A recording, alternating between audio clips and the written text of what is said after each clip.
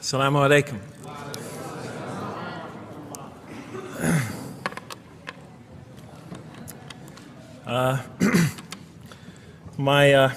I've come from the University of Kansas. We're playing in the Final Four this very instant. So I want to let you know that you've asked a lot of me today. No, I'm just joking. All right, very briefly, I just want to talk a little bit about what the Quran has to say about the purpose of life. I think this is an extremely important subject, especially for Muslims living in America, because we're sort of a minority, a new religion here, and many people are interested in what we believe. And I think the primary question that people want answered when they first consider another religion is how that religion views the purpose of life, the purpose of of our existence here. And so I'm going to begin, though, talking about an atheist's point of view, because I want to talk about what sort of answers the Quran might have for an atheist. So to begin this, I need to talk for about 5 or 10 minutes about what I believe contributed to my becoming an atheist, because I grew up in a Christian family. And then I'll talk for about 45 minutes or so about what I experienced in the Quran and how that sort of changed my perception. So it's very simple. But my wife always says I should summarize what I'm going to do before I talk, because it's easy to get lost in my speeches. And my wife doesn't have a lot of confidence in my speaking ability. Okay, so let me start out by mentioning that my mother certainly played no role in my becoming an atheist. My mother was a wonderful woman, a beautiful lady. She had tremendous dignity and class. The neighbors loved her. She was a registered nurse, and she put in many extra hours at the hospital. She worked in the ward that dealt with dying patients, and when I would come and pick her up late from work at night, all the patients would, not all the patients, but many of the patients would drag me over and talk to me and tell me what a wonderful woman my mother was.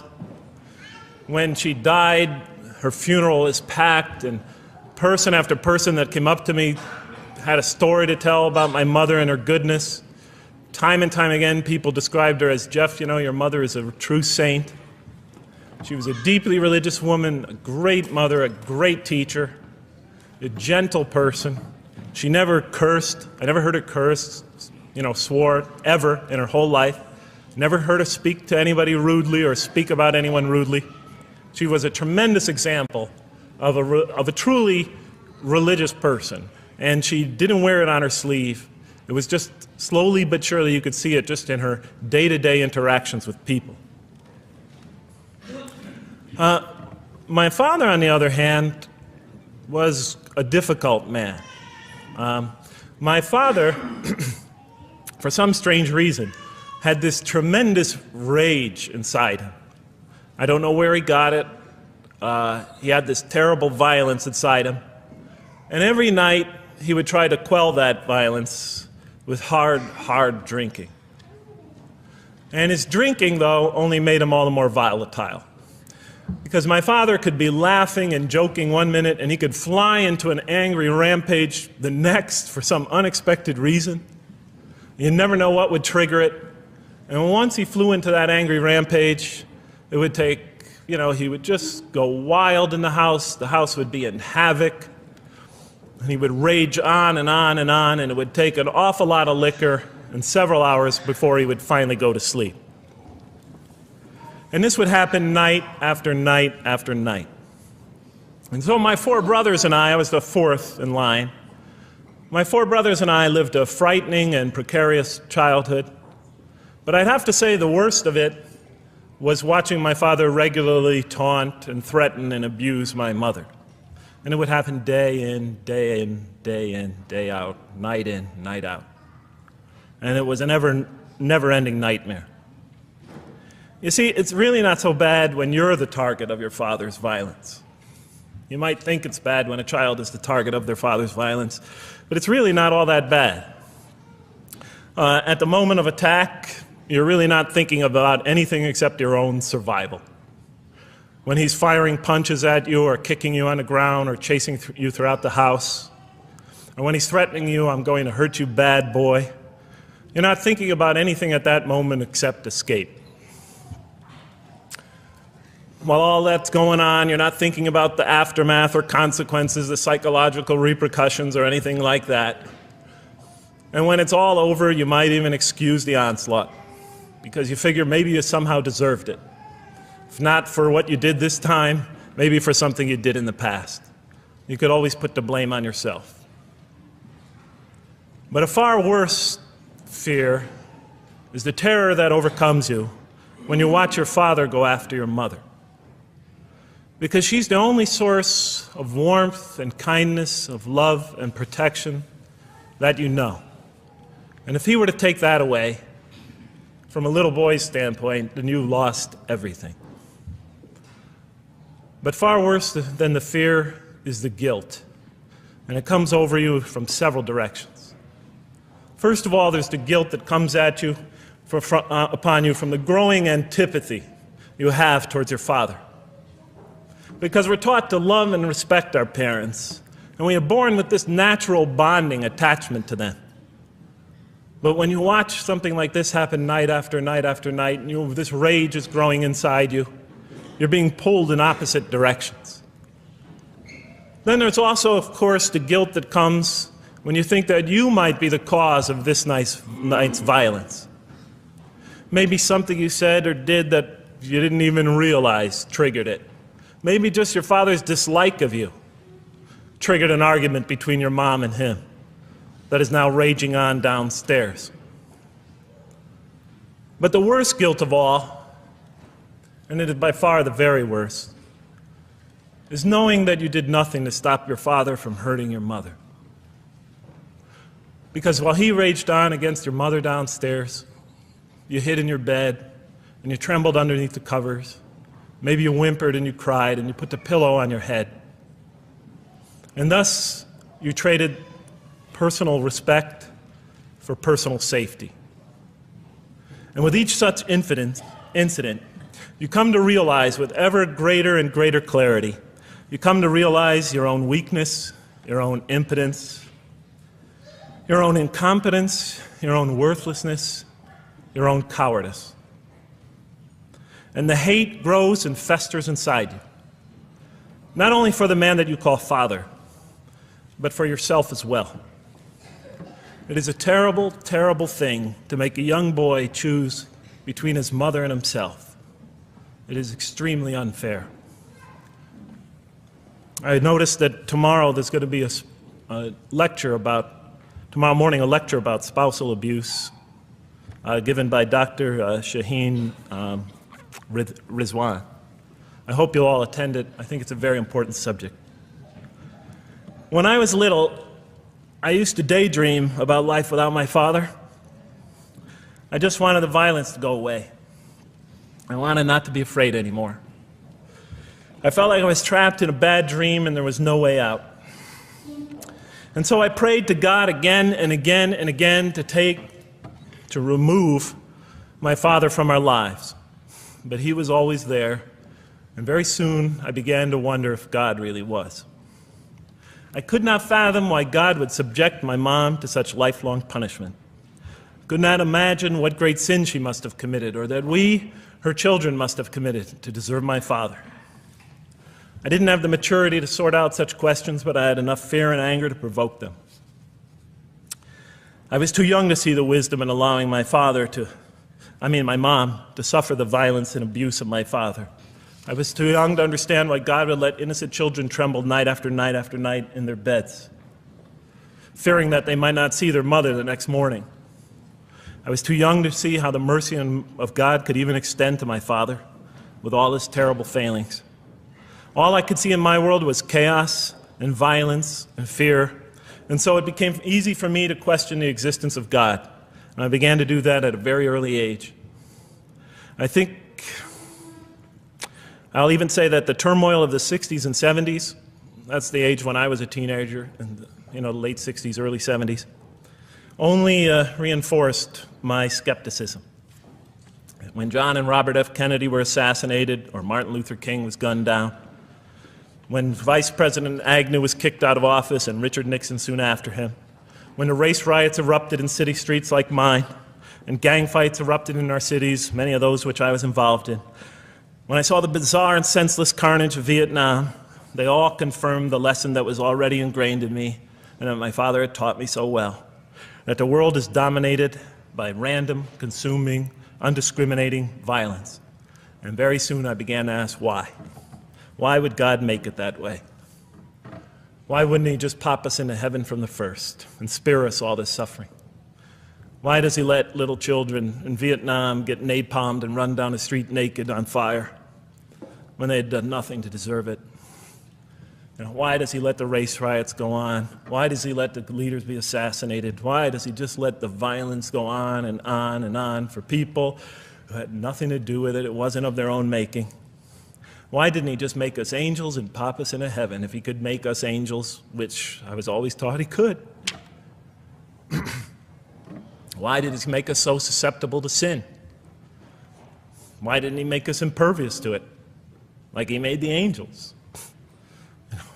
Is this the best world he could create, I thought? Is this the most perfect world he could create for our existence, for our beginning? I just couldn't figure it. And all the explanations I received from priests and doctors and lawyers, from whoever, spoke to me or taught me, they just didn't make sense to me. In any case, so I became an atheist when I was 16, even though I was going to Catholic school at the time. Declared myself an atheist in one class. It was a confrontation between me and a priest. We were talking about God and the purpose of life. And I expressed my views, and he said, well, then you don't believe in God. I said, well, I guess I don't. And then through my junior and senior year of high school, I got an F in religion, even though I continued to do very well on the tests.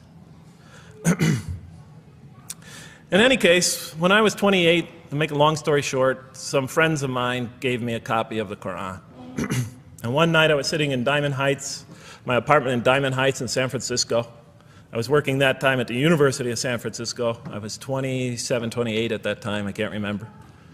And I ran out of stuff to read, and I took this gift that my friends gave me and I began to read it. And I came to the first verse. Well, I opened the Quran, read the first page, then the second, and then very quickly, in the second surah, about 37 verses into the Quran, I came upon the story of mankind. And I have to admit, I read through it very quickly. It was about 9, 10 verses long, story of the first man and woman. And I recognized some of the details. It was similar to what I had learned when I was a child, but I noticed that there was something wrong. It was apparent to me that whoever authored this Quran, of course I wasn't a Muslim at the time, so I didn't have any idea who that was, whoever authored this Quran clearly did not understand the real meaning of the story, because they had obviously gotten the details confused. They didn't even understand the whole purpose of the story. And so I just read through it once, and then I read through it again, just to try to see what kind of point the author was making, and then I read through it a third time and a fourth, and then I realized this is something strange going on here. I'm going to read this much more carefully. I'm going to need to go through this story line by line, verse by verse, because it's obvious that the author is trying to bring out another point. And I wasn't quite sure what it was, but definitely he packs a lot of meaning into almost every word. And I thought the writer at least seems to have a great measure of brilliance. And so I'll try to sort of take you through what my experience was as quickly as I can. So I came to the 30th verse of the second surah, Surah Al-Baqarah, and it began like this. It said, "Behold, your Lord said to the angels, I am going to place a vicegerent on earth." The Arabic word is khalifa. It means a representative or an emissary of mine. "I am going to place a vicegerent on earth." And they said, the angels said, "Will you place therein one who will spread corruption and shed blood, while we celebrate your praises and glorify your holiness?" And God said, he said, "Truly I know what you do not know." See, that's the verse that hooked me. That's the verse that caught my attention. That's the one that kept on making me read the story again and again and again. Because listen to the way it begins. Behold, your Lord said to the angels, I am going to place a representative of mine on earth, a vicegerent of mine, an emissary, one who acts on my behalf. I thought, that's not the way it goes. You're not supposed to be placing man on the earth in some positive role, some elective office. You place man on earth as a punishment for his sin. Clearly, I knew the author didn't quite get the point. But still, it was an amazing line. But then I come to the next line, and it says, and the angels say, will you place her in one who will spread corruption and shed blood, while we celebrate your praises and glorify you? I looked at it again. I couldn't believe the question. They said, will you place her in one who will spread corruption and shed blood, while we, the angels, celebrate your praises and glorify you? I looked at that and I said, exactly. That would be my question. Why would you create this being, supposedly for some positive role, when he's capable of doing tremendous wrongdoing? When he could spread corruption and shed much blood? Why would you create this violent and pernicious creature when you could create angels? As the angels clearly say, well, we, the angels, celebrate your praises and glorify you. They were asking one of the most fundamental questions in the entire history of religion. Why create you, man, this utterly fallible creature, this creature who could rebel against God's will, who could do such tremendous wrongdoing, who could wreak havoc like no other creature on earth, when you can make them angels? And look where the question is being asked. It's being asked in heaven. It's almost like saying, look, why don't you just make him angels and be up here in heaven with us, you know? Why don't you just make him angels, pop him into heaven, he's fine. Why would you put him on earth where he could feel distant from you, where he can work out his worst criminal tendencies, act them out, feeling somehow independent and apart from you and free to do whatever he wants, when you could just make them angels and put them into heaven and make them perfectly submissive to your will? I looked at that question and said, that's my question. I'm not even a single verse into the story of mankind, and there before me I see my question. That whole question, everything that I ever thought, everything that I ever experienced, everything that I ever knew was in that question. It was as if the author took my life and wanted to pick out exactly the right question to humiliate me, to provoke me, to anger me. Why create man, this most destructive and violent creature, when you could make him angels?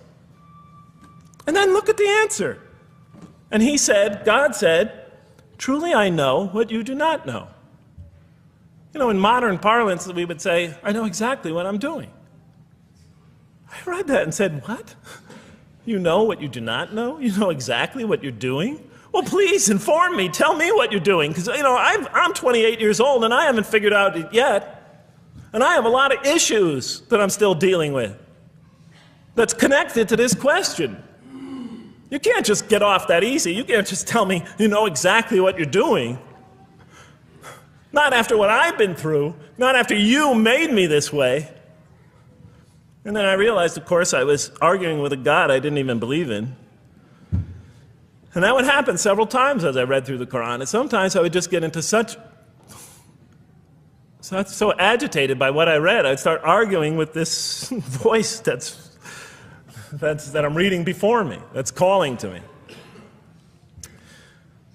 So we turn to the next verse. It turns out that the Quran just doesn't dismiss the question. It starts to answer it a little bit.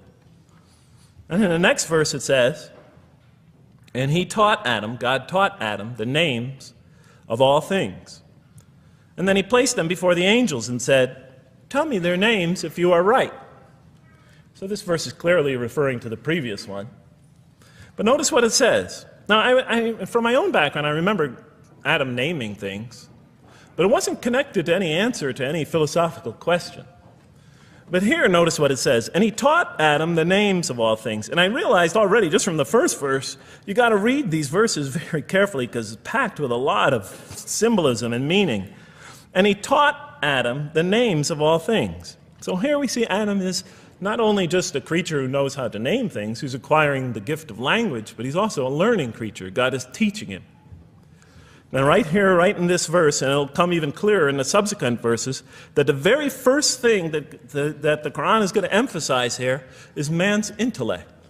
He is a learning creature. He is taught. And what is he taught? What is one of the great intellectual gifts he's given? In response to the angel's question, the gift of language. Because through language, mankind can not only learn, but he could learn things not only through his own experience, but he could learn things that other people have experienced of times and places that are hundreds, thousands of years and miles separated from him. And so that all our knowledge becomes cumulative. Every generation learning from the generation before it. I'm learning today from authors I read from other sides of the world that may have existed 2,000 years ago. And so we all contribute to our collective learning and knowledge. And so what I'll see later in the Quran, when the Quran will emphasize this again and again and again. Like in one verse it says, read in the name of your Lord who created. Created a man out of a tiny creature that clings. Read, it commands the reader. For your Lord is most bountiful. Why is he most bountiful? What great gift did he give you? For he taught man the use of the pen. And through it taught him what he otherwise could not know. And time again, the Quran will call upon man to use his intellectual faculties and swear by his intellectual faculties. And to use them correctly because they play a fundamental role in guiding him to truth. I never came upon a scripture that puts so much emphasis on the correct use of our intellectual faculties, on the harnessing of reason, in helping us attain to faith. And he taught Adam the names of all things. And then he placed them before the angels and said, tell me their names if you are right. Okay, you have this objection you have this natural question about this creation of mankind. Here, this mankind is this human being, this human creature is a learning creature. He has many intellectual gifts. Here, I'm going to place these things before you. Tell me their names if you are right about man. And what did the angels say? In the next verse they say, glory to you. We have no knowledge except what you have taught us. In truth, it is you who are knowing, the wise. They say this task, this intellectual test that's put before them is beyond their grasp. Notice what they emphasize. We have no knowledge. This would take knowledge. This would take an intellect that they don't possess. In truth, it is you who are knowing, the wise. You got it. It's easy for you. You're the knowing, the wise. You have knowledge. You have wisdom. But this would take knowledge and wisdom that is beyond us. And so in the next verse we read, and he said, "O Adam, tell them their names." And when he had told them their names, notice how it's just like it's nothing for him. For mankind, he has this phenomenal ability.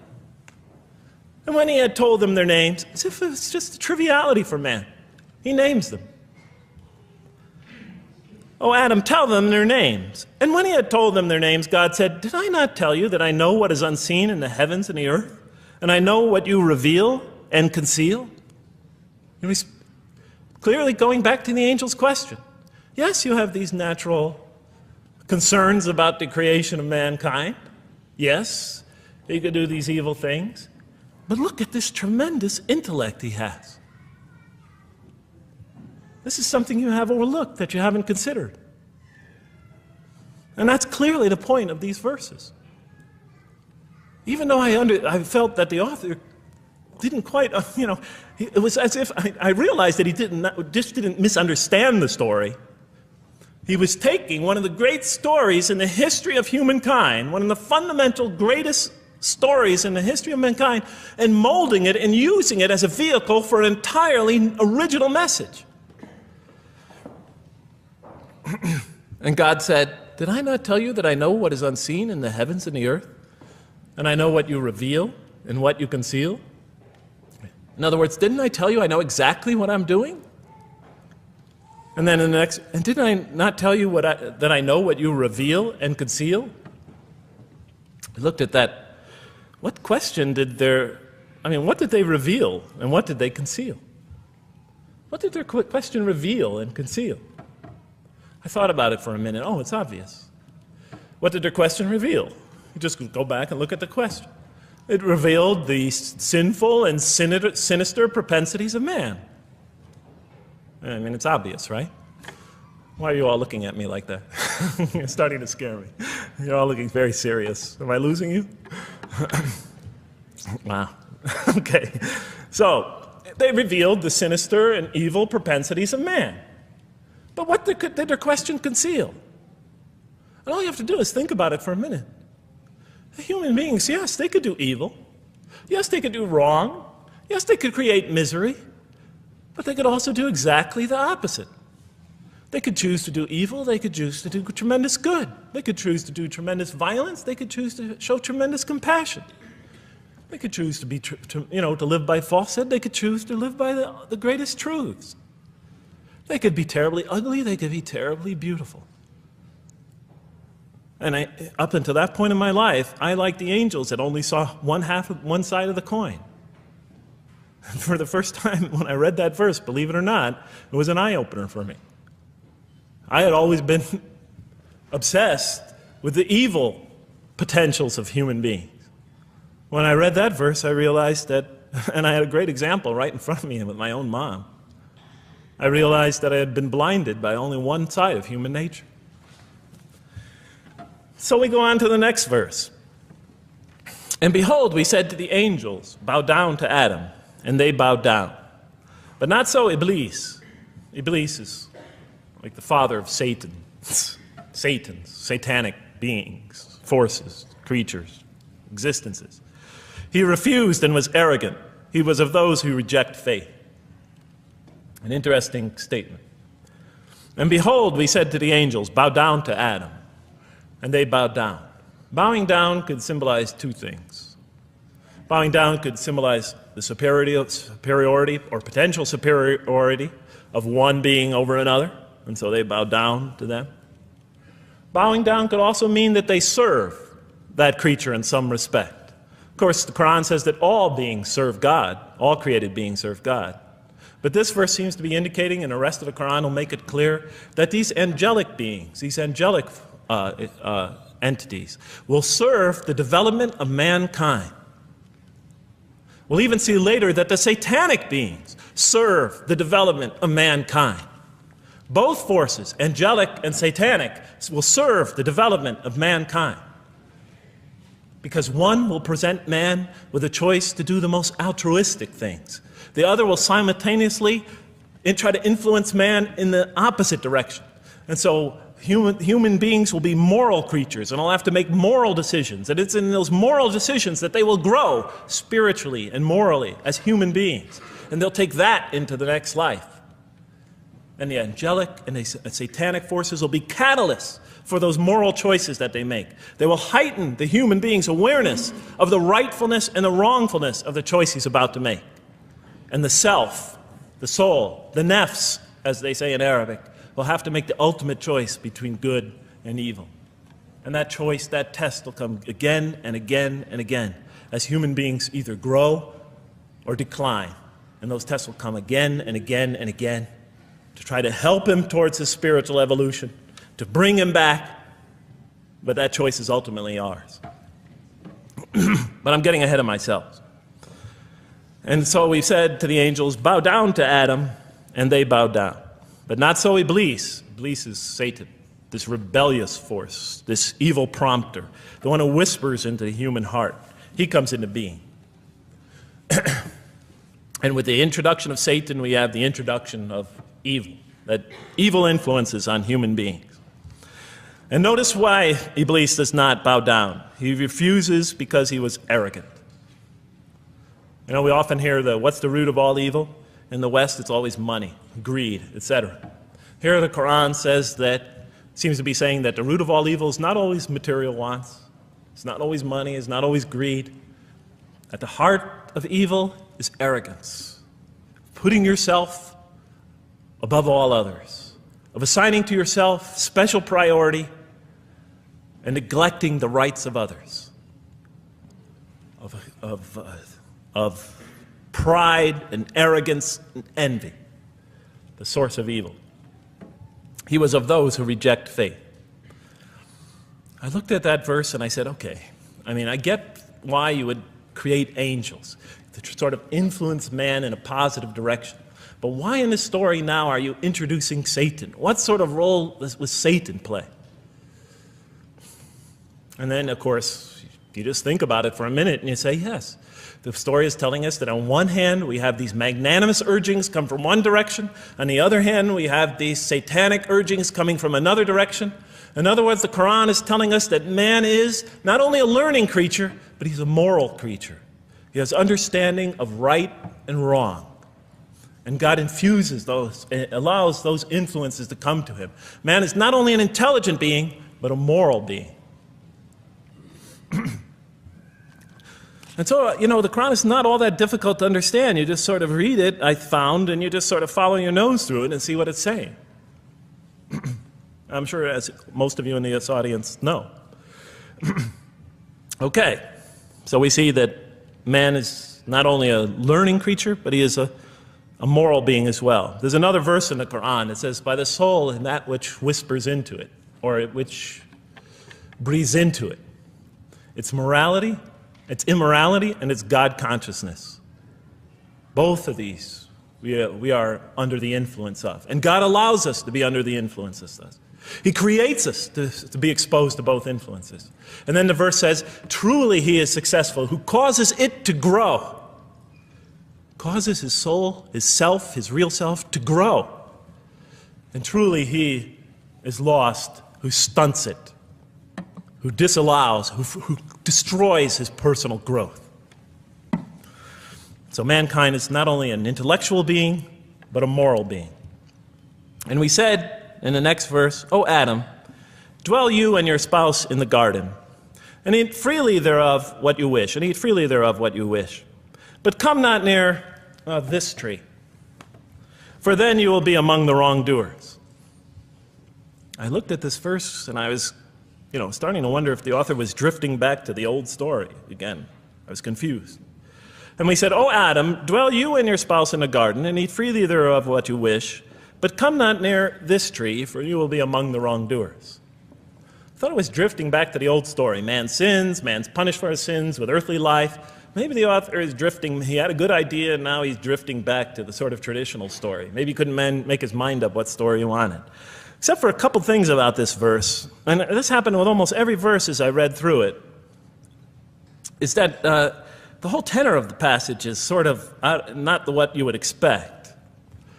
I noticed that the Quran in this story has a tremendous penchant for understating things. Because it says, and said to Adam, dwell you and your spouse in the garden, and eat freely thereof what you wish, to Adam and his spouse. But come not near this tree, for you will be among the wrongdoers. I mean, there's no sense of God being threatened by the possibility of man eating from the tree. In this story, we don't see in this verse, we don't see that God is nervous at the prospect, that he's threatened by the prospect, that he's anxious about it. The tree that he picks, it seems like he's just picking out any tree. Nothing special about the tree. Go not near this tree, for you will be among the wrongdoers.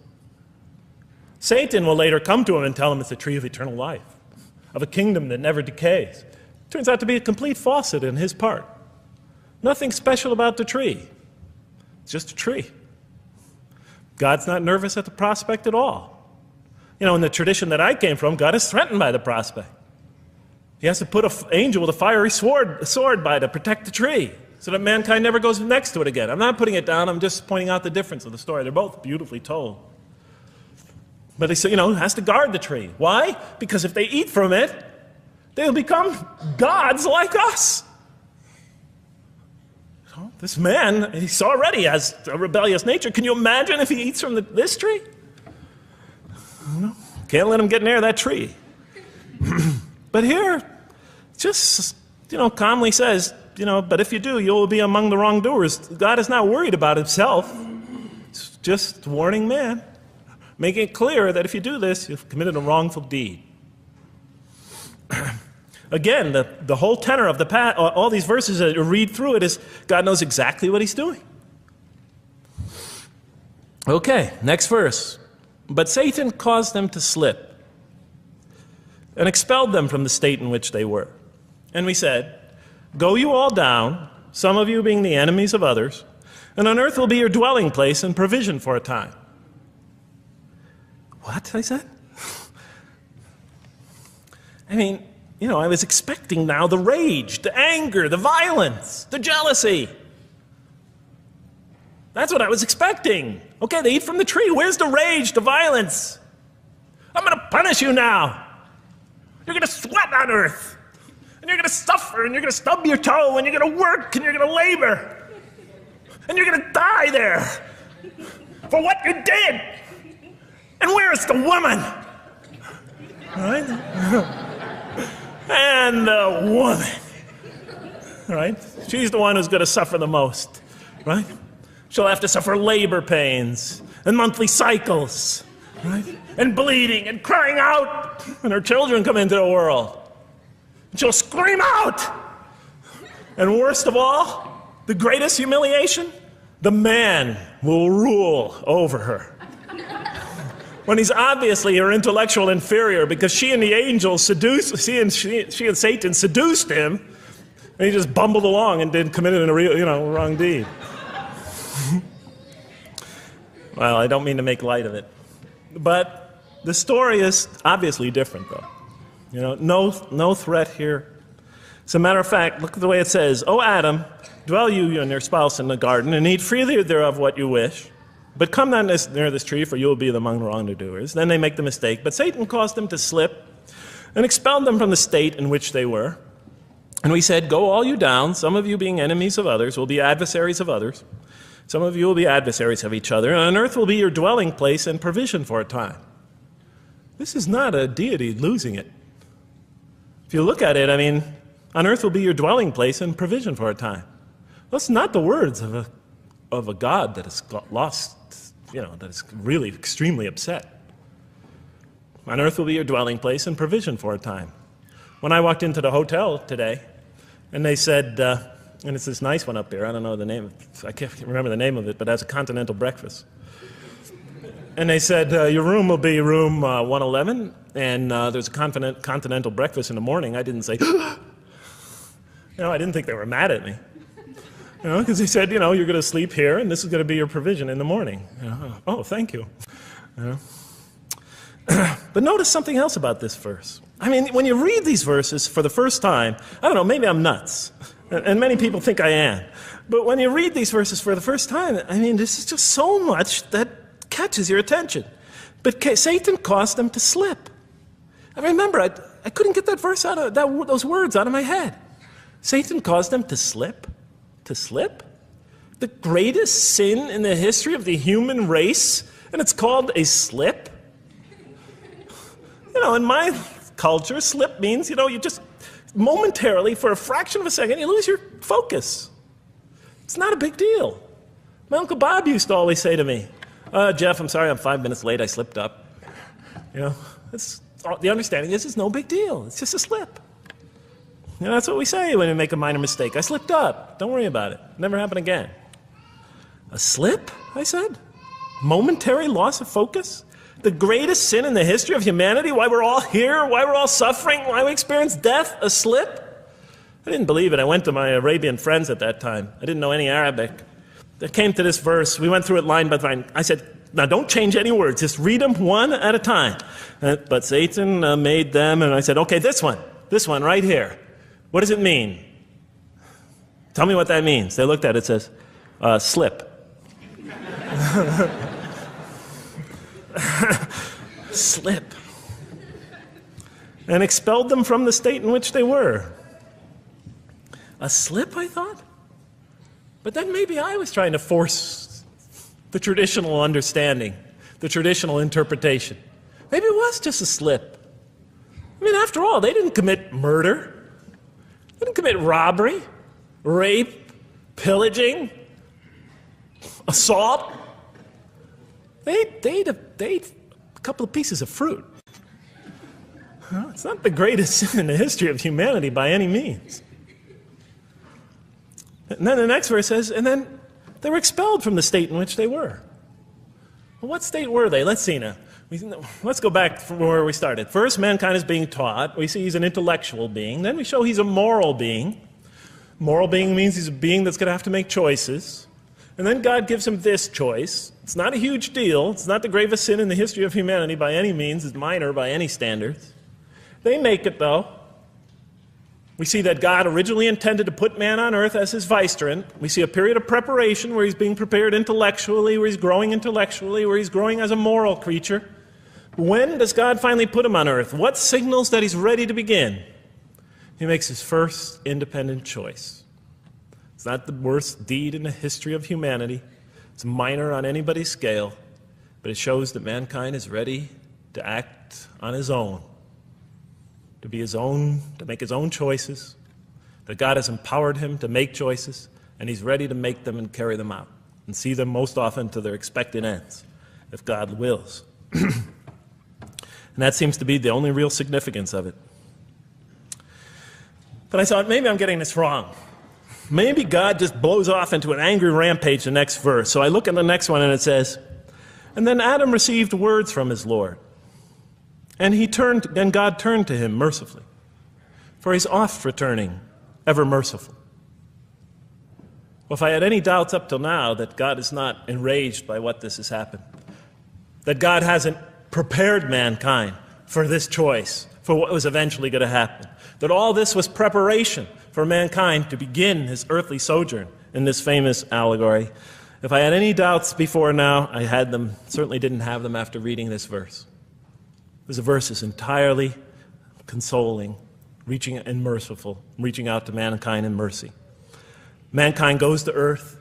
He's obviously afraid. He obviously feels remorse. He's in an unfamiliar environment. And what does God do? He turns to him. He turns to him. In Arabic, the word has the meaning of like a father turning towards an infant or a child or somebody, or a parent, a mother turning towards her child. And he turns to him mercifully, and for God is oft returning, ever merciful. And Adam receives words from his Lord. What kind of words? Probably words of consolation, words of hope, words tell him not to be scared. And in the next verse we see those are exactly the type of words that Adam receives. He says, go down, Adam and his spouse, go down from this state, all of you together. Repeating that again, just so that we know that this is not a punishment here. Go down from this state, all of you together, and truly there will come to you guidance from me. And whoever follows my guidance has nothing to fear, nor shall they grieve. It is an emotional picture. This young couple is here, in fear, in shame, feeling remorse, and God reaches out to them and turns towards them and tells them, you have nothing to fear, nor shall you grieve. I know this is tough for you, but you've been prepared for it up till now, through your entire existence. It had to happen. This is a necessary stage in your development, in your growth, but just hang in there, follow my guidance, be true to me and I'll be true to you, I'll guide you, I'll help you, I'll do whatever you need. Just follow my guidance and you have nothing to fear, nor shall you grieve. Okay. So I was impressed. I thought this author, whom I didn't know, I thought was extremely brilliant. Because the story is entirely coherent, but it's bringing out entirely new meaning. And it's stressing some things in the human equation that I would never have normally thought of. Actually, I thought these sort of things argued against the existence of God. Here, the author was using them to say, look at these play a fundamental role in the purpose of life. What? Intellect. Human beings have intellect. Right. In response to the angel's question, they are moral creatures, and they are subjected to evil and angelic promptings. And they have to choose between them again and again and again throughout their existence. And their growth, which the Quran talks about frequently, is going to depend on that. We're here to grow, as we will see. But it emphasizes choice. Human beings are creatures of choice. It also emphasizes suffering. Suffering. Man, that's pretty nice writing. It also emphasizes suffering. Human beings are going to suffer here on earth. That's the first thing that the story mentions. Spread corruption and shed blood? Havoc, suffering, pain? Yes, these three things play essential roles somehow, the story is saying, in our development on earth, in our very purpose of our development. These are the three things we've always had the most trouble grappling with, all theologies have. Why give us intellect if it leads us often to challenge in our minds the existence of God? If we can't reconcile the existence of God with our minds, with our reason, why give us choice if we can choose to do wrong? Just make us angels. Why let us suffer so on earth? Just pop us into heaven. And here the Quran is telling that these play essential roles in our attaining of faith. Not only these, of course, it also mentions guidance, God's forgiveness, revelation, etc., angelic forces, satanic temptation. It mentions all these other things as well, but these three essentially really caught my attention. I never expected that these three things would be emphasized. And so as I read through the Quran, I looked, anytime I saw anything that seemed to relate to this, I would write down notes and underline it. You know, and I would walk up and down in San Francisco with my pen as I'm walking, because I like to walk about 7 miles every day, and I'd be underlining. My friends would always say, "Jeff, what book are you reading?" And I would lie to them. I'd tell them, "Oh, it's a great novel or something." You know, I didn't want them to know that I was reading the Quran. I think they thought I was going nuts. But in any case, so very quickly, I was wondering, does the Quran really emphasize reason? Does it really emphasize choice? Does it really emphasize suffering? How much more time do I have, Madam Speaker? 35? 25, okay. I'll do the best I can. So let me just try to indicate to you, as I read through the Quran, and I'll try to get through this quickly because you guys look tired. And I know you're interested to find out how that basketball game is turning out. Let's see, does the Quran really emphasize reason as essential to human growth, to this experience we're having on earth, to our very purpose? And the answer is definitely yes. So much so that even Western Orientalists, people who wrote against the Quran, said that this is a major feature of the Quran, a feature that you cannot miss. Henri Lemens, writing in the early part of this century, one of the famous Orientalists, you know, who wrote very much against Muslims, hoping to unseat them from their religious belief. He wrote, "The Quran," and this is his quote, "is not far from considering unbelief as an infirmity of the human mind." Unbelief is, he thought, and he was saying it mockingly, is like, you know, you can't think straight. You're not using your mind right, as my father used to say. Maxime Rodinson wrote at length about the rationalistic approach of the Quran to faith. And this rational tone of the Quran is one of its most salient features, beyond doubt. I'll just give you a few quotations. One of its fundamental themes is that people ignore or reject God's signs and corrupt religion precisely because they do not use their reason. And the Quran will say that again and again and again. The Quran says about the disbelievers, they refuse to reason and are a people who do not reason. I have 7 such quotes in the Quran. The Quran will say, "Will you not reason?" It mentions that 14 times to the reader. God reveals signs and lessons and admonitions so that, and this is a quote from the Quran, perhaps you will finally use your reason. There are 8 such statements in the Quran. From the Quran's viewpoint, reason and faith are allies, just as illogic and false belief are allies. And it clearly sets the conflict along these lines. It says the right way has henceforth become clear from error. Those who benefit most from the Quran are persons of insight. 16 such statements in the Quran. Firmly rooted in knowledge, 8 such statements. Use their reason, 10 such statements. Stand on clear evidence and proof, 7 such statements.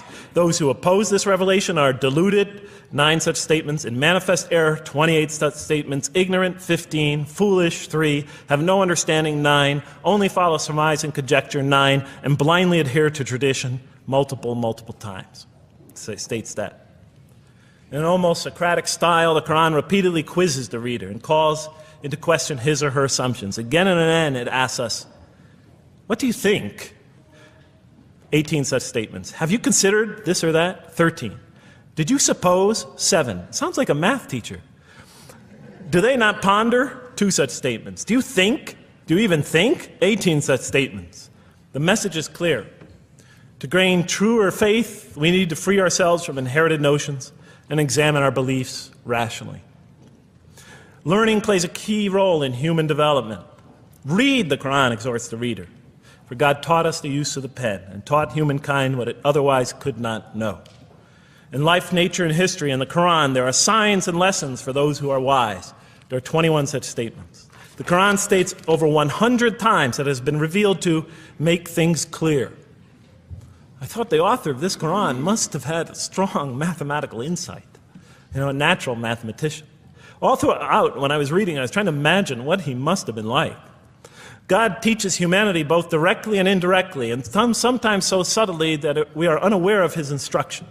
Thus he tests us in multifarious ways. Of course, I just want to make it clear, Muslims believe God himself is the author of the Quran. Sometimes I give this speech and people come away and ask me, Jeff, who is the author of the Quran anyway?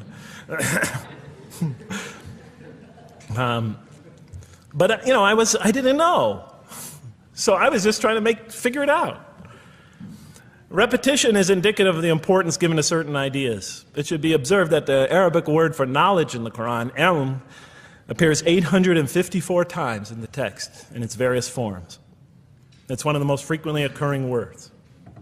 So the Quran really does put great emphasis on reason in our spiritual quest. Does it put great emphasis on choice? Well, here's what it has to say. Let there be no compulsion in religion. The right way is henceforth clear from error. It's a choice, and it must be freely made. And it's a choice between correctness and error, between right and error, between reason and falsity. Had God willed, he could have indeed guided you all, it says in the Quran. I went, why not, I thought. Why not just guide us all? Why let some of us choose to go this way and that way? The Quran was constantly provoking me as I read it. Do not the unbelievers know that had God willed, he could have guided all mankind? Oh, do not the believers know that had God willed, he could have guided all mankind? Okay, I'm an unbeliever, I thought. Tell me, why didn't you guide all mankind? If you want us to be in conformity of your will, just make us that way. And if we had so willed, we could have given every soul its guidance. Why did you let us be creatures of choice? Just program us to do the right thing. Never make a wrong choice. Had God willed, he could have made us all one community. He could have made us clones of one another. But he didn't. It wasn't part of his plan. Enlightenment has come from your Lord. He who sees does so to his own good. He who is blind is so to his own hurt. It's your choice. It says it again and again in the Quran. Remember when I was reading this, I was a disbeliever. And this scripture is constantly reminding me, it's your choice, Jeff. It's no compulsion in this. It's your choice. It's up to you. You're probably not reasoning correctly here. Think a little harder. Come on, try. It's just a few more steps. And whoever is guided is only to his own gain, and whoever is stray, I am only a warner. It's your choice. We have revealed to you the book with the truth for mankind. He who lets himself be guided does so as for his own good. He who goes astray, it's to his own hurt. It's his choice. And there are many, many such references. I'll stop there. But you get the point. The Quran clearly emphasizes that choice plays a key role in our development. But what about suffering? Suffering's the biggie, right? That's the real major question. What does the Quran have to say about suffering? Because every religion deals with suffering in a different way. It's either something you have to be saved from, and so some religions stress salvation, or it's something that you have to sort of transcend through meditation and training so you can sort of not feel it so much, get above it and beyond it. Some religions see it as primarily punishment. Some of the more ancient religions see it as the result of the precarious and whimsical, control of many gods working against each other, playing with human beings. Different religions have dealt with it in different ways. But almost all of them, I would indeed say all of them, have sort of seen it as something not so good. But let's see what the Quran has to say about it. Something to be avoided, to transcended, to be saved from. The Quran says just the opposite. You are going to experience it. You will suffer in this life. And it plays a fundamental role in your development and your growth and in what you are to become. This scripture didn't just say you're going to experience it. It said you should embrace it. You should struggle through it. Your life should be a struggle, it says. It should be a jihad. Yeah, right? But that's what it says. Jihad means struggle. When the Quran most says jihad, it's very seldom, it's most often not in the context of fighting. Qital is the Arabic word for fighting. But it says even in the Mecca verses, long before Muslims had to defend themselves against their oppressors, it mentions that you have to struggle in the path of God. With the Quran, it even says. Struggle in the path of God with this Quran. Life is a struggle. It says in one verse, most assuredly we will try you with something of danger and hunger and the loss of worldly goods, with the loss of your lives and the fruits of your labor. Most assuredly we will try you. It's not just talking about evil people, good people. But give the good news, the glad tidings. Be happy for those who are patient in adversity and suffering. Good news, I thought? Doesn't the author understand the terrible effects of suffering? Give the good news to those who are patient through adversity, who when calamity befalls them say, truly unto God we belong and truly unto him we shall return. In other words, that this could benefit them. It was a remarkable statement. Here's another one. Do you think that you can enter paradise without having the like of those who passed away before you? And the next verses start to explain these people were good people who suffered terribly. Do you think that you can enter paradise without going through the same? Why, I thought? Why do we have to suffer in life? Misfortune and hardship befell them, and so shaken were they that the apostle and the believers with him would exclaim, when will God's help come? These are good people. When will God's help come? Oh, truly, God's help is always near. You will certainly be tried in your possessions and yourselves, the Quran tells the reader. You're going to face hardship. It's guaranteed. Every soul must taste of death, and we try you with calamity and prosperity, both as a means of trial. And to us you are returned. You are going to have hardship here. There is going to be no heaven on earth. This environment is made to be an environment of adversity. It is made to be an environment where you have to work, where you have to struggle, where you have to strive. And it plays a key role. Oh man, truly you've been toiling to your Lord in painful toil, but you shall meet him. You're toiling, yes, but you shall meet him. We certainly created man to face distress. What, I thought? We certainly have created man to face distress. You made us to face distress? Does he think that no one has power over him? Sometimes people get, so down, they just think, this can't be a God. Look how I'm suffering.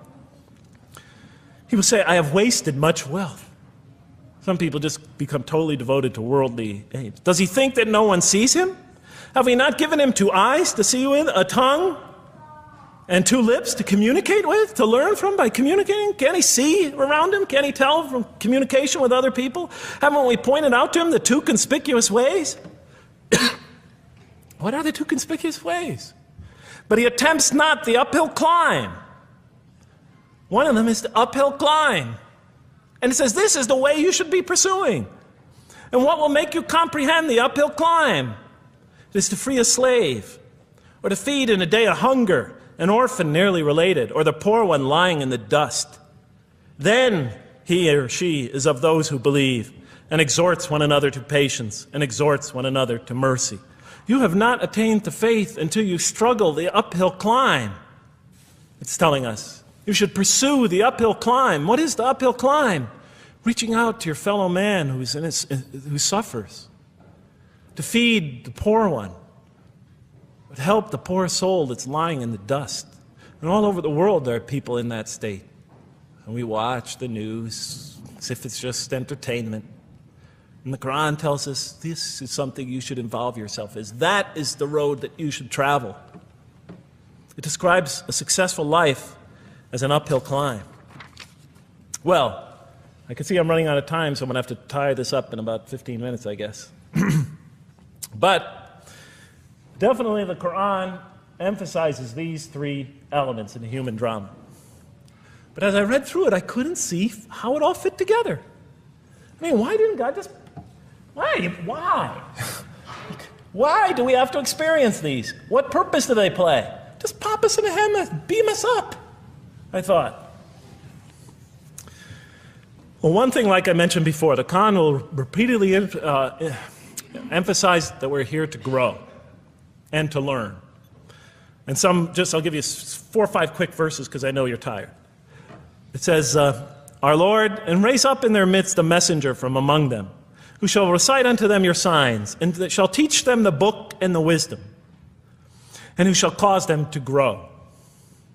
We have to learn wisdom in the book, and Revelation in particular, and who shall cause us to grow. And we have sent among you of yourselves a messenger to recite our signs to you and to cause you to grow. Truly God was gracious to the believers, this is in the 3rd surah, when he raised up from among them a messenger from themselves to recite his signs to them and to cause them to grow. It is he who has sent among you who has sent among the unlettered people a messenger from among them to recite his signs and to cause them to grow. These are all distinct references. Just 2 more. There are many more. And the soul and that which breathed into it, its immorality and its God consciousness. He is indeed successful who causes it to grow. And he is indeed a failure who stunts it. And in the 92nd surah, Surah Al-Layl, it says, Far removed from it will be the righteous who give his wealth that he may grow.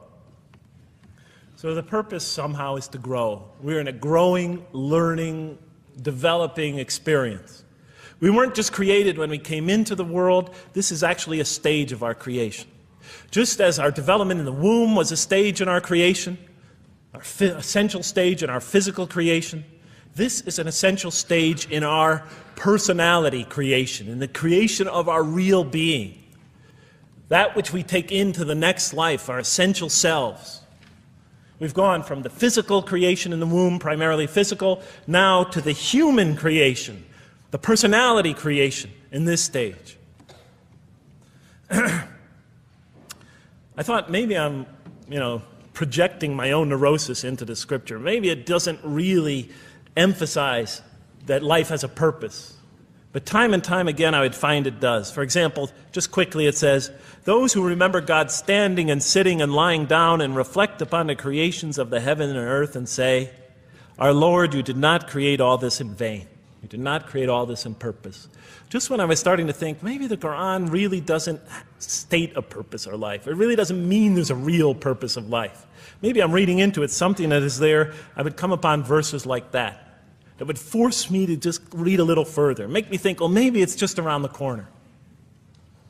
We have not created the heaven and the earth and whatever is between them in play. If we wished to take a sport, we could have done it by ourselves, if we were to do that at all. God doesn't create to satisfy his whims or fancies or entertain himself. Do you think that we created you purposely and that you will not be returned to us? It says in the 23rd surah, the true sovereign is too exalted above that. In the 44th surah, we did not create the heavens and earth and all that is between them in play. That serves a purpose. Now, what sort of purpose can it possibly serve? So I tried to, apparently the Quran speaks about believers and those who are the rejectors. You have the believers on the one hand, the rejectors on the other. Now apparently God has created us to be believers. So I tried to study what the Quran has to say about the believers, and it's a natural thing to do, to see what it wants us to become, if it has anything to do with these essential elements that it stated. I mean, it's a natural way to approach it. I think you agree. Do you agree? Somebody nod your head. That's what I say to my math students. Just one head nod is enough for a mathematician. Get one head going, okay, I did my job. Okay. So, how does the Quran describe the believers? What are they supposed to attain to? What is their ultimate thing that they're supposed to get? What are they ultimately supposed to achieve? And it's very clear when you read the Quran that what they will achieve in this life and will experience to so much greater degree in the next is they will experience a relationship of love with God. They will turn to God in love and God will turn to them in love. In the Quran, God's mercy, compassion, forgiveness, kindness, beneficence, warmth, generosity, all the things we normally think associated with God are freely given to all mankind. But when the Quran speaks of God's love, we would normally think of that as God's love. But when the Quran speaks about God's love, it's talking about something very special. His love is always presented as a relationship between two. If we do not turn to God in love, then we just receive His mercy, forgiveness, kindness, beneficence, warmth, generosity, all those wonderful nurturing things, His nurturing, and we reject it. And so we never really experience that love, because we never really turn to it and open ourselves up to it. It is always there for us, but unless we enter into that relationship, that love, that give and take, that relationship of love never develops. We reject it, and that's what the word kafir means. It means to reject, to turn your back, to ignore, to throw a gift that someone gives you behind your back. And so the Quran tells us that the believers will experience this sublime relationship of love. It says, "Yet there are men who take others besides God as equal, loving them as they should love God. But those who believe love God more ardently. Say, if you love God, follow me, and God will love you and forgive you your faults, for God is the forgiving, the merciful. O you believe, if any from among you should turn back from his faith, then God will assuredly bring a people He loves and who loves Him." And throughout the Quran, I'll mention time and time again that God loves the believer. God loves this type of person. God loves that type of person, and so forth and so on. So it's quite, and I'm trying to pick the speed up here, so you'll have to excuse me for that. But it is apparent from the Quran that one of the purposes of creation, maybe the essential purpose of the creation, is to produce from this subset of humanity that will freely enter a relationship of love with God. They will not only experience the beauty of other relationships in their lives, but this love that they will experience with God is the sublime experience that they will enjoy. Not only in this life, but infinitely greater in the next, when all the distractions, all the masks are stripped away. Okay, I thought, you created us to love you, for us to turn to you in love and to experience your love, to receive and experience your love. But why do you need these? Just pop us into heaven, love us, and make us love you. Program us to love you. You'll make my dog love me. Do the same sort of thing. I kept on coming back to the same issue. Just do it. Okay. Still couldn't see it, and I was almost through the Quran, and I thought either I'm dumb or this scripture just never really got to it. Okay, so I didn't give up. I thought, okay, what's the next natural thing to do? Okay, so we're here to develop this relationship of love with God. The Quran tells us that, if we are believers and we do good, we'll experience great joy and peace in this life, not only through our relationship with God, but through complementary relationships with all the people around us in this world will be a one for us of peace and serenity, even though we have to struggle and survive and suffer. But I couldn't see, how this all tied in with this suffering business and why He couldn't just put us into heaven. So what's the next natural thing to say? Okay, so we're created to have this relationship of love with God, to enter this relationship, to experience and receive all that He has to offer us. So the natural thing to do is to study the two partners in that relationship. What does the Quran have to say about us, the believer? What does it ask of him and her? What does it require of them? And then what does the Quran tell us about God? And then is there some essential nexus, some essential connection between them, and does it have anything to do with these? Because if the Quran doesn't show that, then the essential link that links all this together, that pieces it all together, is missing. And as I thought to myself, whoever this author is, and by now I knew he had fantastic genius, even though he came from the primitive confines of the most backward, most uncivilized sector of humanity, of people that had no literary history, really, to speak of, no great works of literature, no scriptures that preceded him, even though he came from the desert of culture, even though this came out of that environment, and the mind behind it had to be tremendously and phenomenally genius to come out of that surrounding and produce something like this. If that essential link was missing, I knew that, he was great, but, and extremely great. But, what do you expect? How could anybody answer those questions? Nobody in the history of humanity has been able to answer them.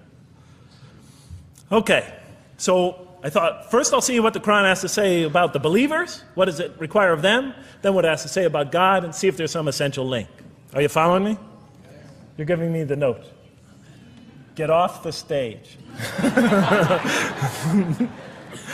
Okay, I'll do my best. It's a deep subject. We're almost done. Bear with me a few more minutes. I'm sorry, really. I know Siraj Wahaj, when he gives these sort of speeches, he always says, okay, I'm finishing up now, and then 10 minutes later he says, you thought I was telling you to... I won't say that, but just give me a few more minutes. Bear with me.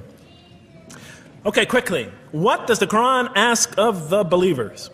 From the Quran's many exhortations and its descriptions of acts and types of individuals loved by God, it's not difficult to compose a partial list of things that the Quran wants us to do, which it calls good deeds, time and time again. To believe in God, to have faith in God, to have a relationship with God, and to do good. So what does it describe as these good deeds? Well, as I read through the Quran, it says that, can I take this away? Remember, intellect, choice, suffering. It says we should show compassion.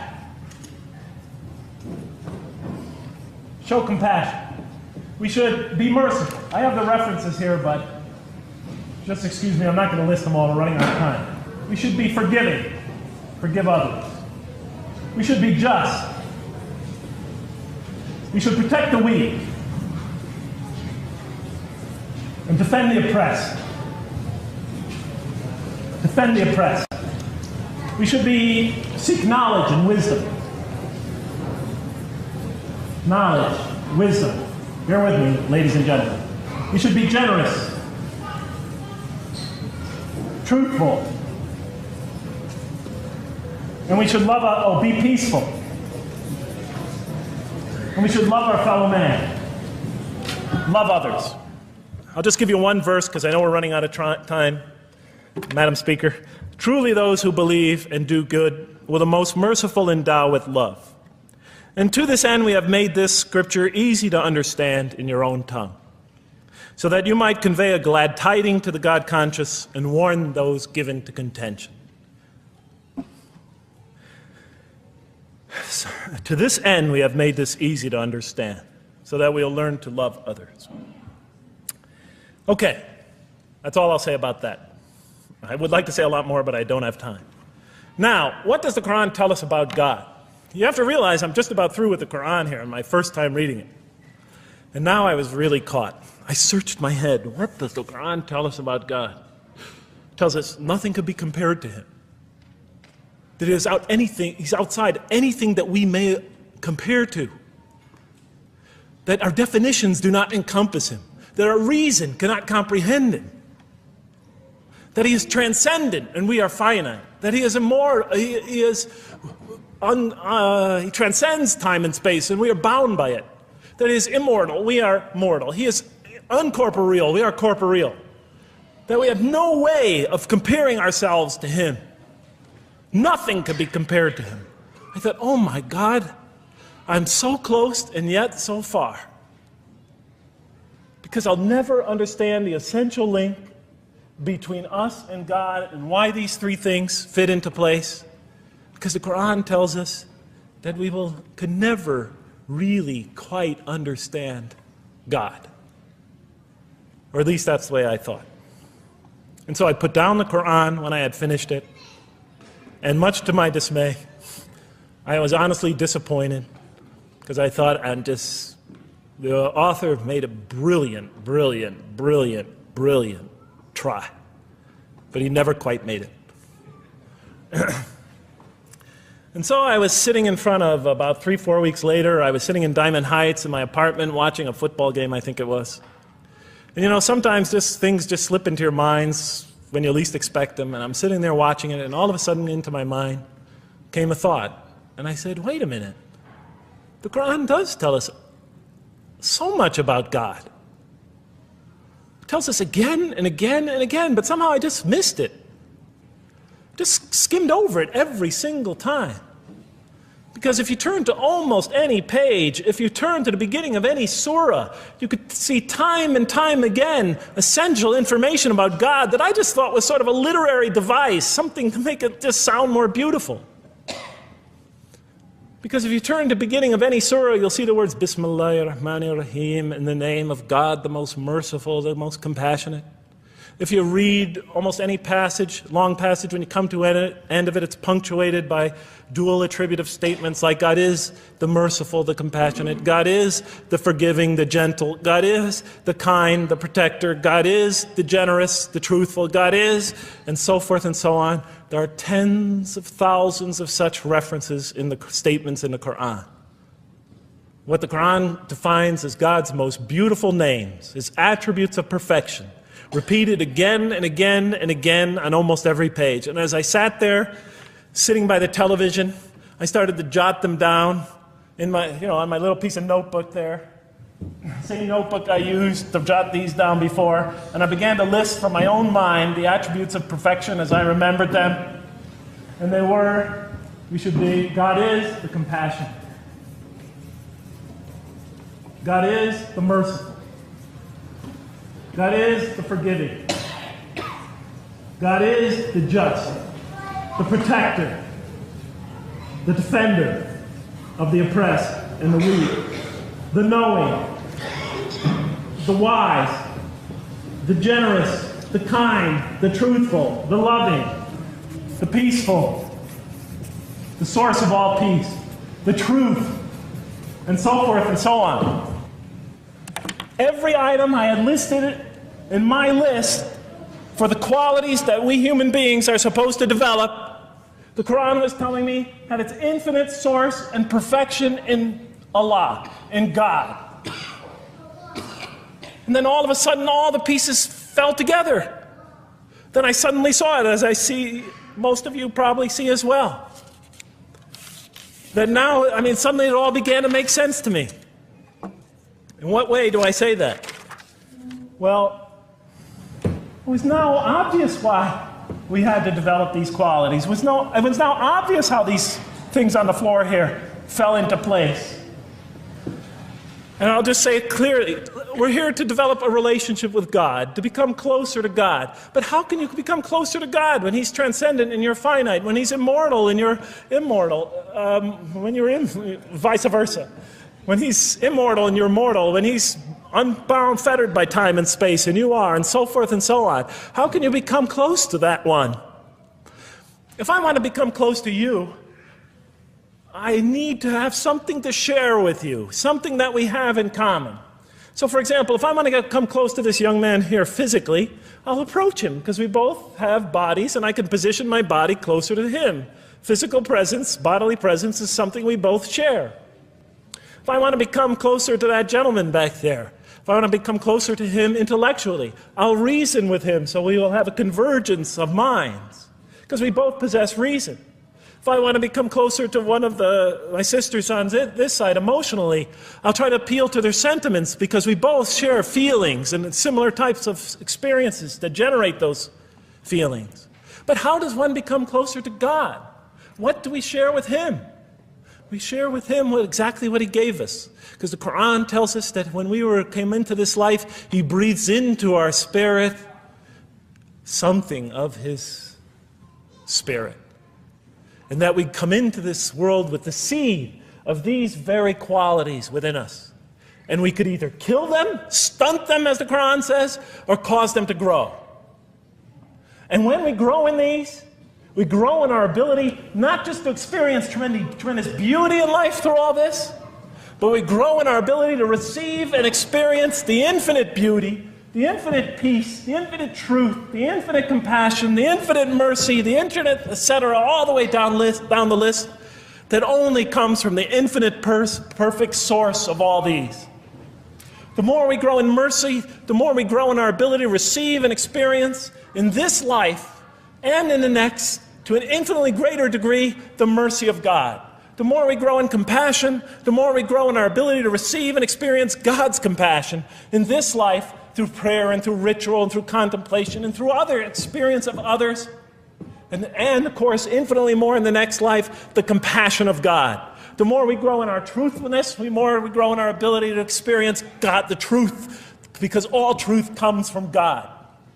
The more we grow in these things, the more we grow in our ability to receive and experience God's attributes of perfection.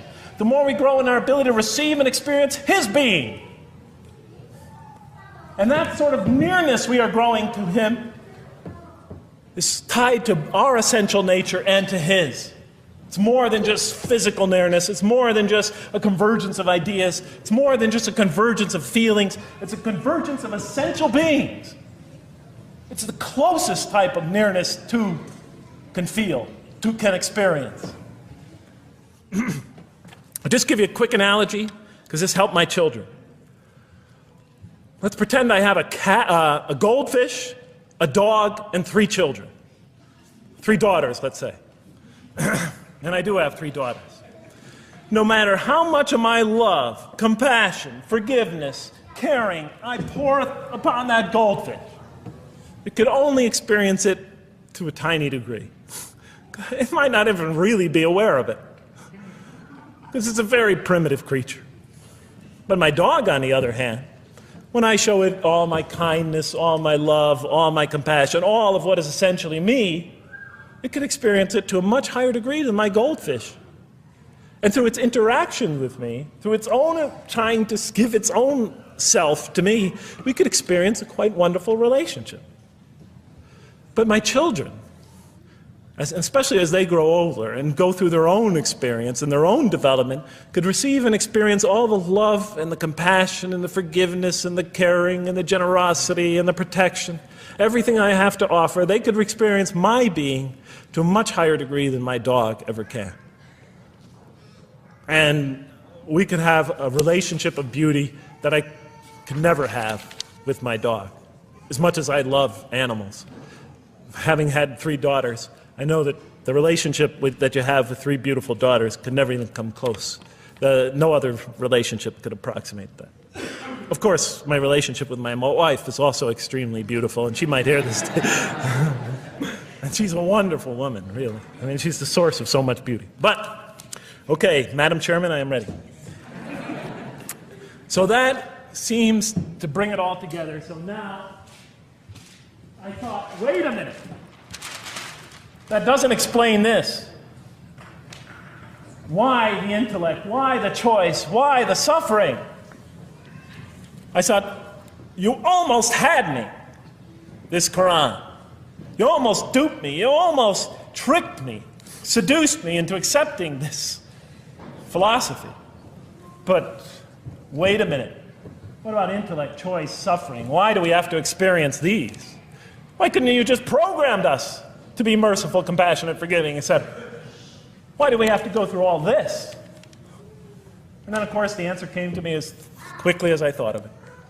So we are creatures, and we grow, and we become. And yes, and you could make us anything you want, but you can't contain any of those attributes I listed without these 3 things. In mathematics, we try, 3 premises that go into, proving a theorem. We try to see if we could take one of them away, and if it's essential.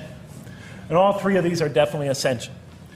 For example, you could program a computer never to make an incorrect statement, but it doesn't become a truthful computer. Never heard anybody say to me, Jeff, this Macintosh is the most truthful computer I ever saw.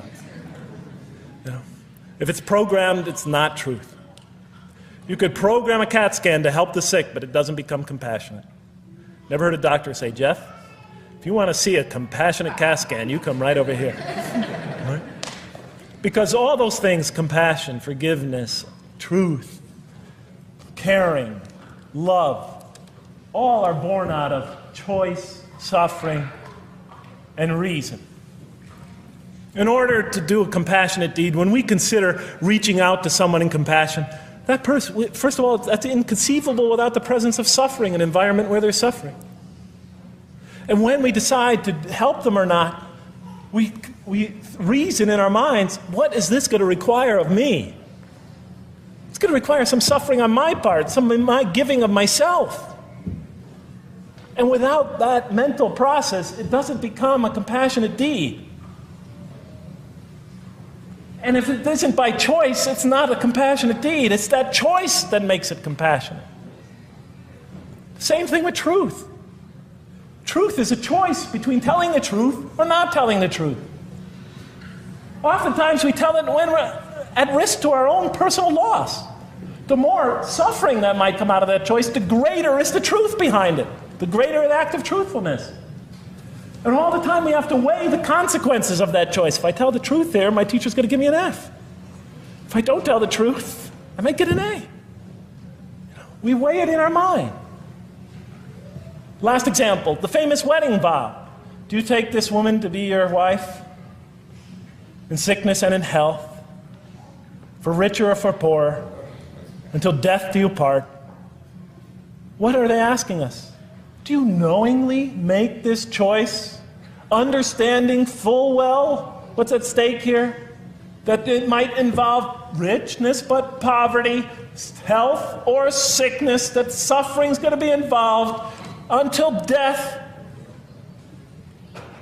Once a young lady told me, you never really loved me.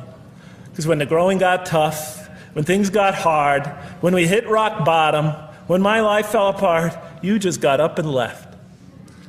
And she was right. And she understood full well that that's what love is all about.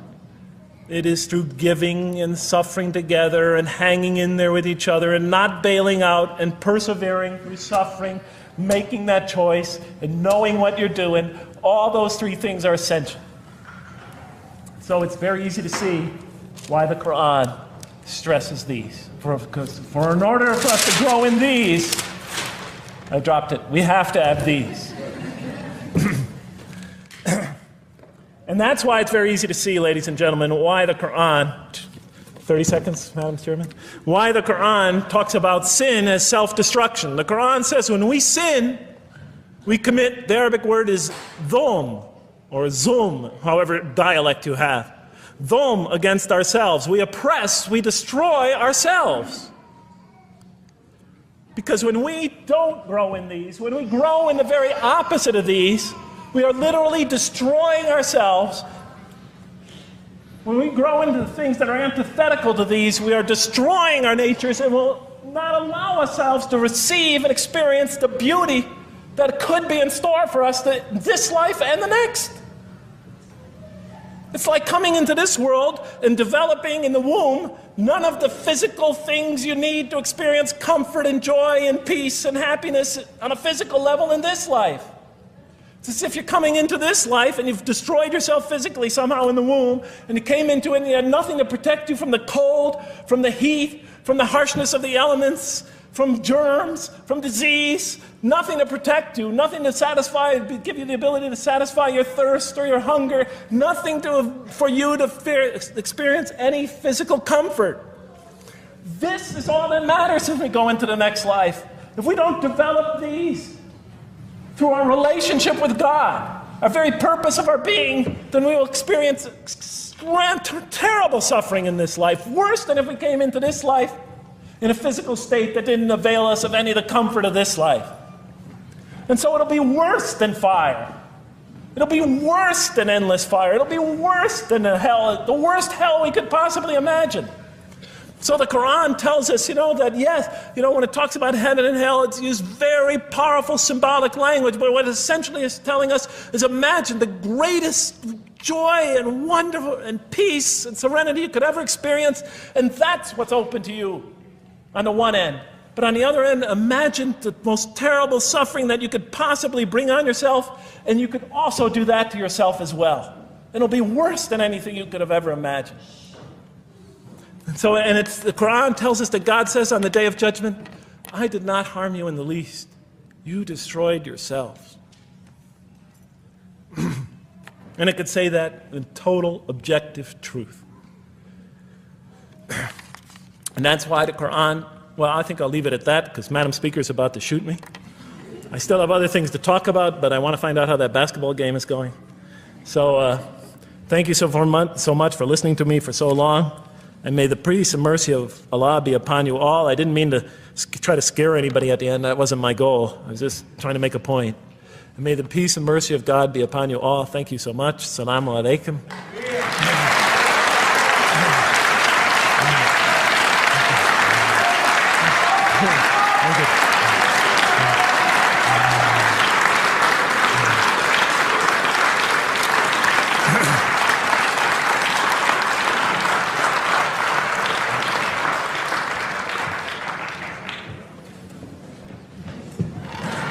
All right, we'd like to thank Dr. Lang for that very heartfelt, very long